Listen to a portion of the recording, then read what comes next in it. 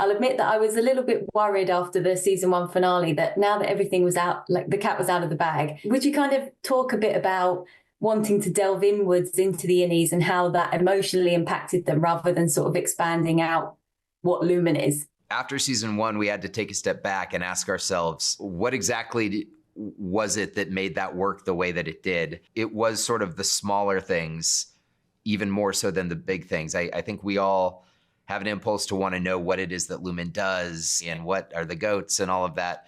But at the end of the day, like, I think what makes the show so special is Mark, Helly, Irving, and Dylan, and also Milchick and Cobell and Devin and Rickon. It's the heart. It's the beating human heart at the center of this cold world. Of course, the innies sort of blew up the status quo at the end of season 1. So we had to respect that, and we had to let that propel us into a new situation.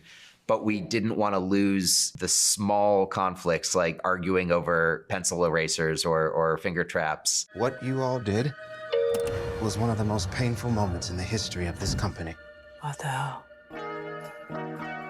But the 4 of you have become known as the face of Severance reform.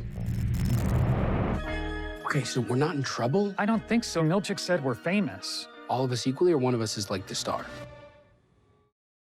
I imagine you kind of wrote the first season in kind of a bubble, but now people are chiming in, people are watching it, they have theories, things get certain reactions. How much does that impact you when you go to creating more episodes? Or are you very much like, no, I have a vision and I'm going to stick to it? Ben and I did a lot of work before the show ever came out, before we got into production on season 1, of sort of figuring out a lot of these answers. So there's a lot more that we know that we've known from the beginning, but that we don't reveal on screen. And some of it we may never reveal on screen. People can continue to have their own ideas about it, and that's part of what makes it special. I feel like I can read the theories and enjoy them and get excited by the creativity that people are bringing to them. And sometimes I have to stop. Sometimes it does get overwhelming to see all of these and be like, oh, I wish we could do all of these different directions, but it's so fun to read.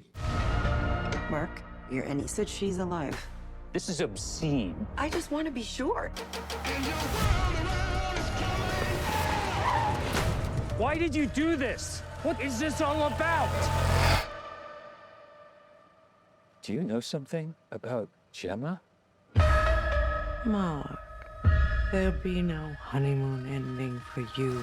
I am a sucker for stop motion, so I wanted to kind of ask you about the video that they watch. Talk about that sequence and how it came about. I have always loved stop motion animation. It was actually Ben's idea to do that stop-mo. I had a version of it that was a corporate video, but it didn't use that animation style, and Ben brought that up, and I was like, oh, that's so cool, we have to do that. I'm tightening the leash.